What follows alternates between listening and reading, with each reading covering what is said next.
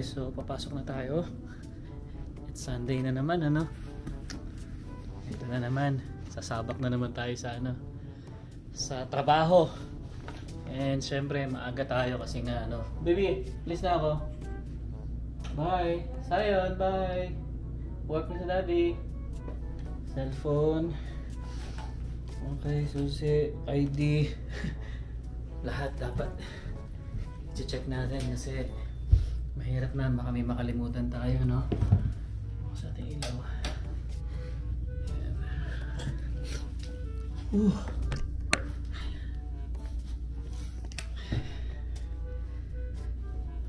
Alam niyo ba guys, nag-snow na naman dito sa ano, sa Calgary. Medyo makapal to. Kaya isa na dahilan bakit tayo alis ng maaga. Parang di pa ako nakapagsuklay. Okay na yan. Wala naman pakialamanan dito. Oops. Okay.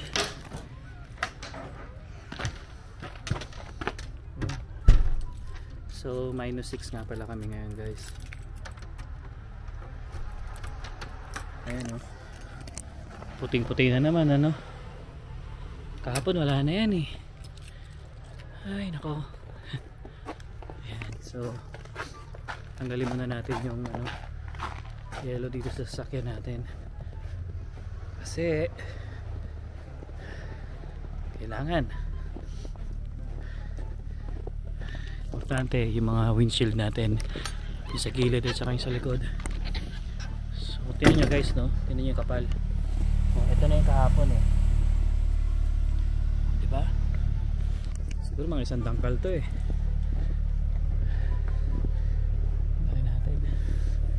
Kapal oh. Hindi ko alam kung kaya ng blower ko to eh. Subukan natin. Din lang. Hindi niya kaya guys oh. No? Hindi niya kaya. Masyado siyang ano, makapal na. Tsaka ano, madikit na kasi guys, kasi kahapon umambon, may kasamang snow. Ayan o, hindi kaya. So kailangan dito yung mga malalakas talaga. Medyo mahal nga lang kasi talaga yun. Kaya ayan, manual tayo ngayon. Tanggalin natin ang manual. Saan ba yung aking ayun. So gagamit tayo ng ganito. Choice eh. Kapal oh. Ano guys, kapal oh. So kailangan natin tanggalin yan sa mga salamin natin. Kasi bawal yan. Bawal yan oh. So lagyan natin yung camera natin.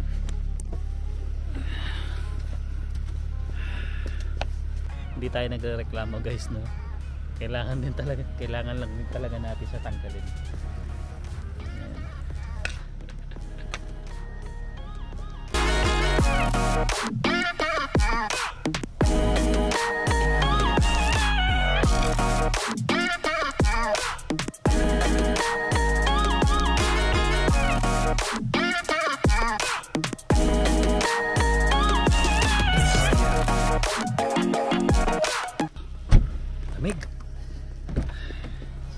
Lamig sa kamay, pero yung ano, yung naka-weather okay lang kasi nga syempre yellow guys, no?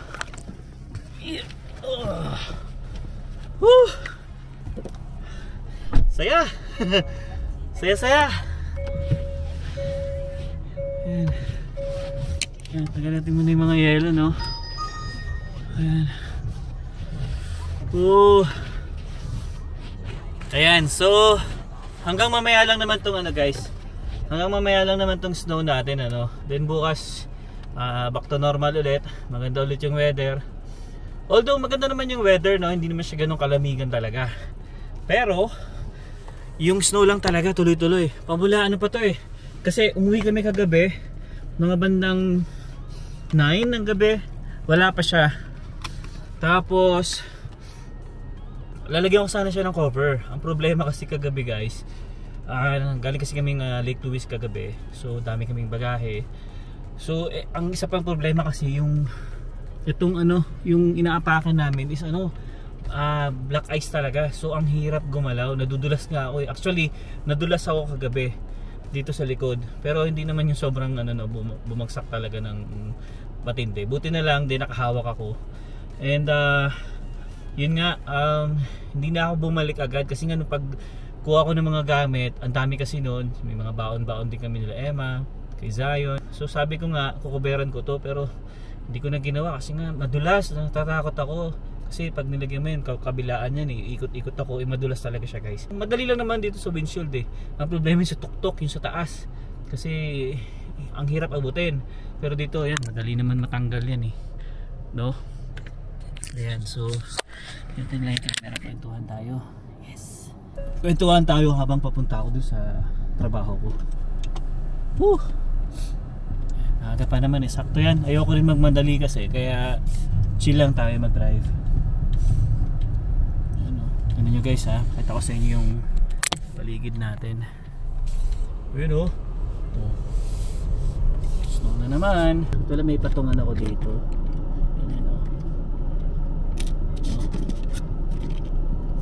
So baka kasi matumba tong camera natin. Ayan. So anyway, ayan, sana makita nyo ayan, habang ayun nga lang siya, matutumba talaga siya.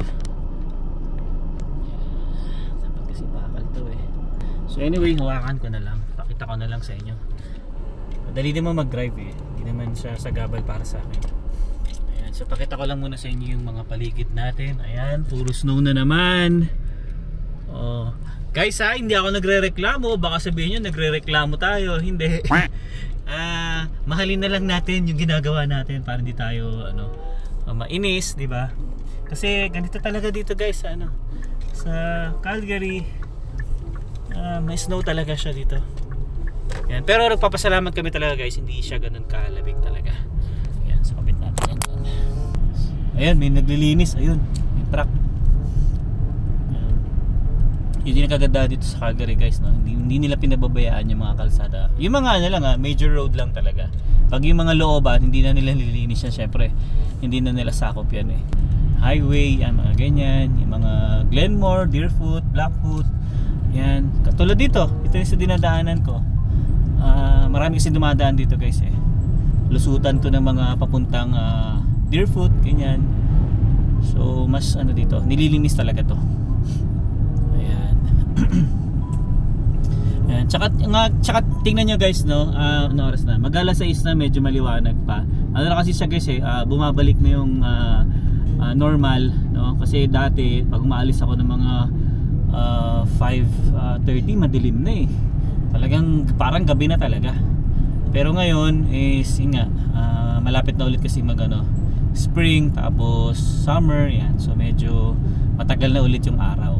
So baliktad lang yan guys pag winter mas marami yung gabi kumpara sa umaga. Then pagdating ng mga papasok ang spring saka summer, mas mahaba naman yung umaga. Minsan umabot kami guys ng yung pinaka na-experience namin last year hanggang alas 10 guys, or mga 9:50 ganyan. Doon pa lang lulubog yung araw. Ayan. Ito guys may naglilinis ng daan. Ayan. Tatanggalin niya yung mga snow na yan. Lilinisin niya yan. Diba? Napasagan natin siya. Pag ganito naman kasi guys, pag ganitong kababagsak pa lang ng snow, hindi siya nakakatakot mag-drive. Kumbaga okay lang naman yan.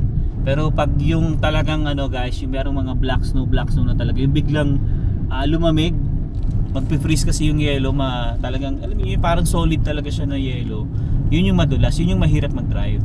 Talagang dudulas yung gulong nyo. Kaya importante dito talaga guys yung mga all-wheel drive, four-wheel drive. Pwede rin naman yung yung mga sedan, yung mga front drive lang, pwede naman. Pero syempre, mas malakas kasi humatak syempre guys pag mga all-wheel drive, four-wheel drive. Mag-aapat yung gagana So kahit makapal yan, hindi mahihirapan yung sasakyan natin. Yun yung pagkakaalam ko. based din sa experience ko. Yan. Yan. Trabaho na naman ulit tayo guys. 4 nights ulit ito. Ang bilis lang talaga ng oras dito kapag pagka may ginagawa ka tsaka pag busy ka talaga. Hindi mo na mamalayan yung araw tsaka yung oras. Maya off na naman, ganun lang, di ba? Ikot-ikot lang. So ganun lang yung buhay namin dito guys, no? Trabaho, bahay, tapos yan, minsan mamamasyal. Ganun lang, hindi katulad doon ng Manila na anytime pwede ka pumunta ng mall. After mo ng trabaho, punta ka ng mall, mamamasyal ka, kakain ka. Dito guys, buhay namin dito sa Canada, simple lang talaga, no? Kaya kung mga tipong yung ikaw yung taong gala at hilig mo yung mga ganung lifestyle, so siguro hindi para sa iyo yung Canada, no? Medyo sasabihin mo talaga boring dito. Pero sa amin kasi kami naman kasi ni Emma, hindi rin talaga kami sabihin mong palagala, no? Yung gagala as ano lang, family ganyan, kakain lang, konting punta lang ng mall, punta ng mga lake, ganyan. So ganun lang yung ano namin, mas trip namin. Diba? At least may experience namin yung mga ganung bagay. Pero yung sasabihin mo na talaga yung mga pupunta ka ng bar, pupunta ka ng restaurant, kakain ka, magiinuman kayo, mga kaibigan mo. Hindi kami ganun guys, eh. Hindi kami ganun. Simple lang talaga kami. Kaya sa amin, pabor din tong ganitong lifestyle kasi hindi namin siya ano talaga. Hindi namin treat talaga yung mga kung ano-anong mga labas-labas. Lalabas lang kami pag yan. Gusto lang puntahan yung mga lugar, ganun lang. Lake ngayon, sabi ko sa inyo kanina, lake. Ganyan. Mall, okay din naman yung mall. Minsan-minsan, punta kami ng Cross Iron, punta kami ng Chinook Mall, punta kami ng Goodwill, yan, mga ganyan, mga thrift store. Doon kami nag-enjoy ni Emma eh. Doon kami nag-enjoy ni Emma. Kaya nga simpleng-simple lang talaga yung buhay namin dito sa Canada guys. Kaya kung baka papansin nyo sa vlog namin, more on ito lang din talaga yung mga ginagawa namin. Mag-vlog kami sa bahay, sa loob ng bahay. Mag-vlog kami sa mall, ganun lang. Vlog kami pagpunta kami ng lake, yan, iba-vlog lang namin, ganun, mga travel lang. So hindi kami yung talagang sabi mong araw-araw o after ng ano kung saan-saan pupunta, no? Okay na kami sa ganito lang. And masaya naman kami kahit ganito lang yung buhay namin. Kaya sinasabi ng iba, no, dito daw sa Canada wala kang gagawin kundi trabaho, which is totoo naman yun, pero nasa iyo din naman kasi yun guys eh. Kung gusto mo ng puro trabaho, pwede ka magdalawa o 3 job, basta kaya ng katawan mo, diba? Wala namang pipigil sa iyo eh. Yun ang maganda dito. Pero kagaya nga namin na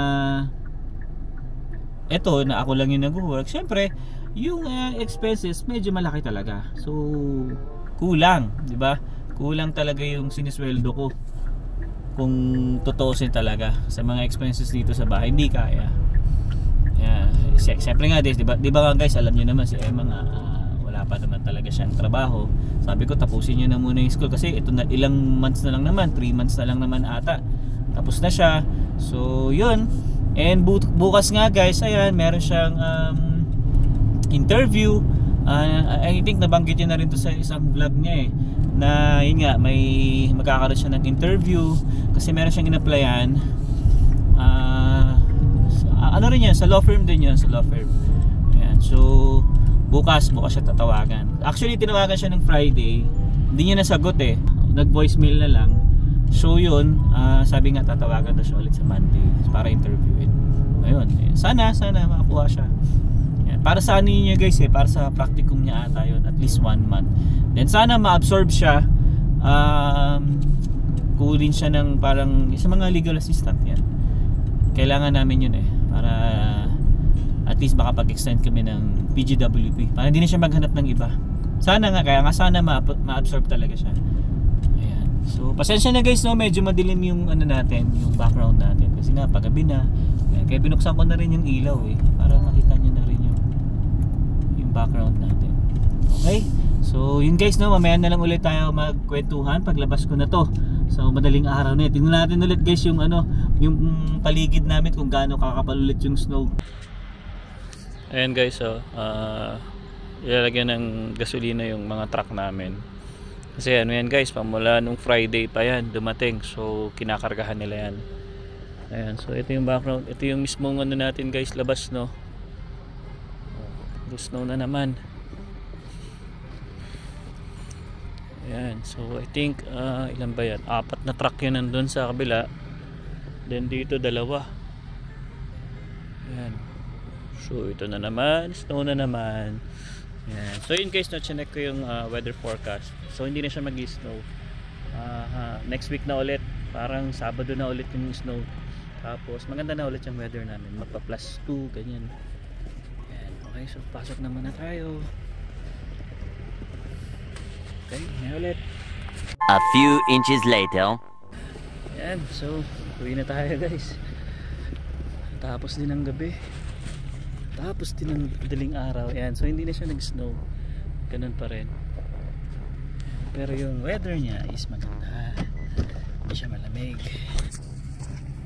Sakto lang. Sakto lang. Malamig yung sasakyan ko. Late ko na kasi nabuksan. Wala sa isip ko. Kasi guys, pa nagpabukas ako ng sasakyan 10 minutes before nung out. Kaya medyo malamig yung loob. Kasi nga syempre nababad 10 hours na naka hinto. Kaya malamig yung loob. Ayan. Wait.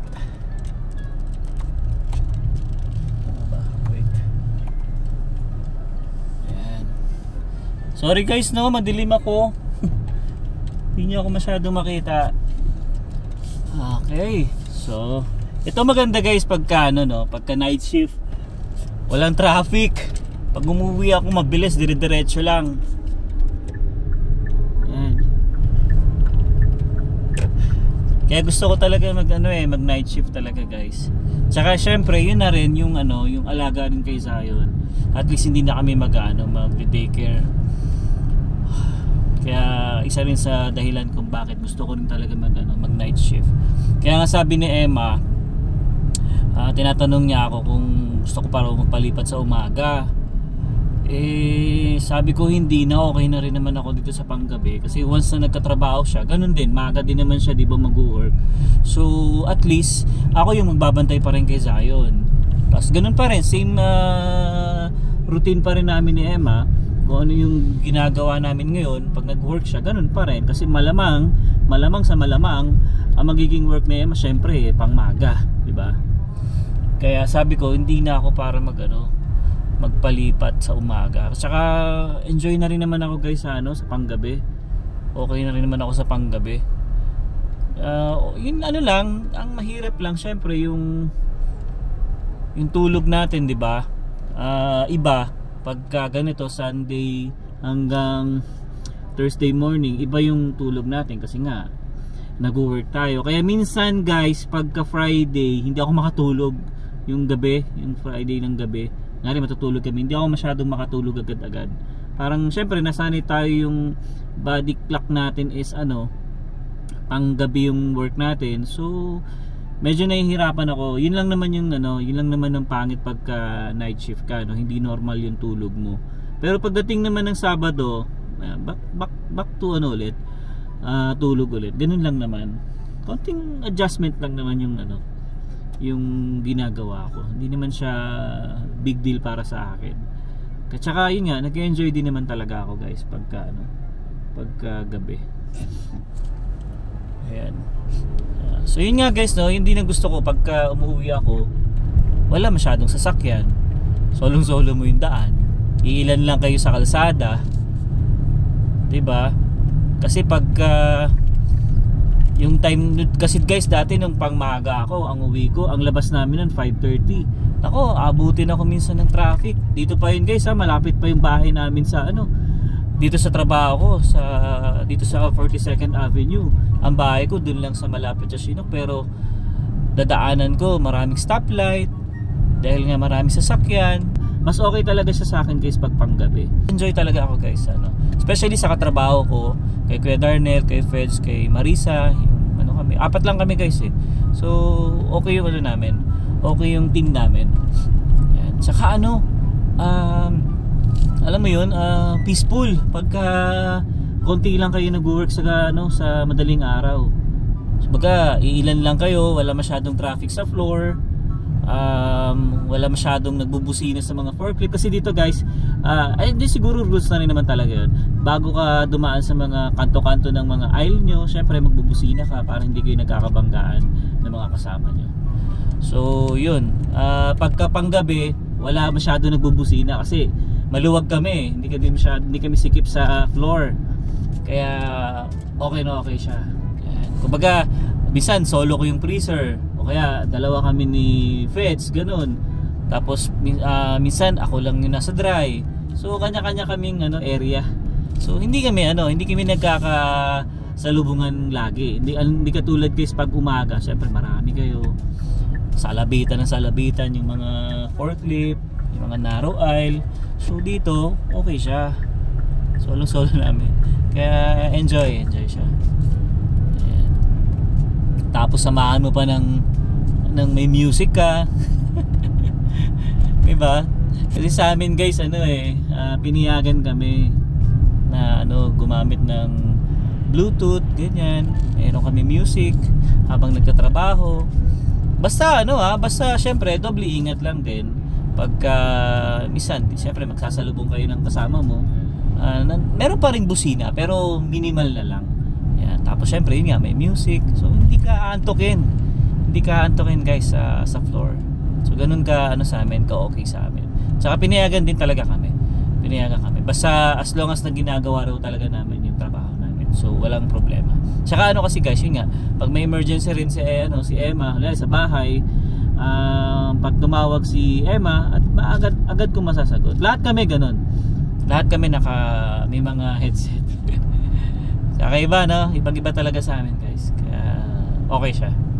Ayan. So anyway, biyahe muna tayo guys, no? Sa bahay na tayo magkita-kita ulit. Pakita ko pala sa inyo guys yung dinadaanan ko. Ayan, di ba? Halos walang sasakyan. Solong-solo natin. Di ba?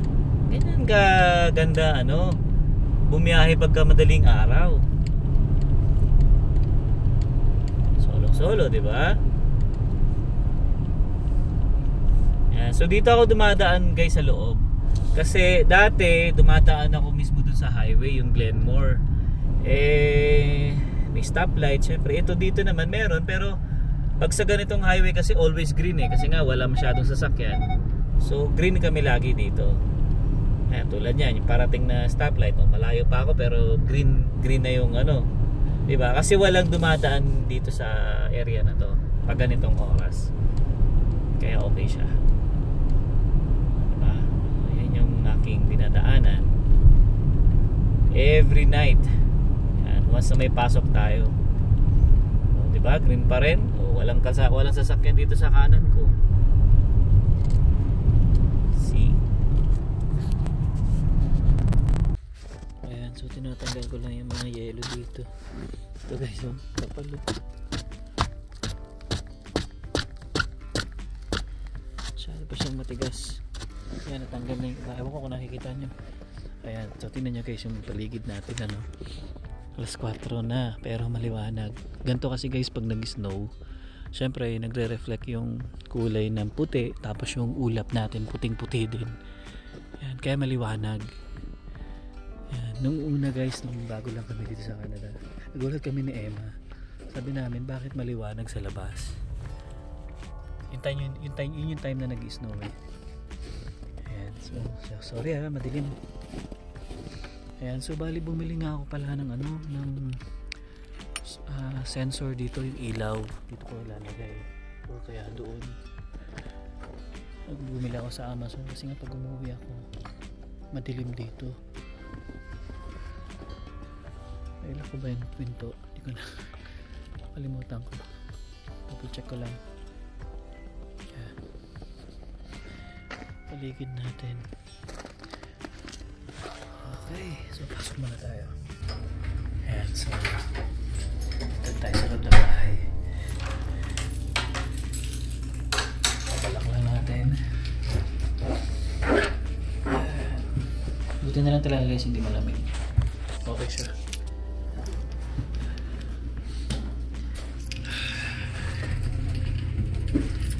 Ayun, pasok tayo dito. Yun. Natapos din ang unang gabi natin, ano? So 3 gabi pa ulit.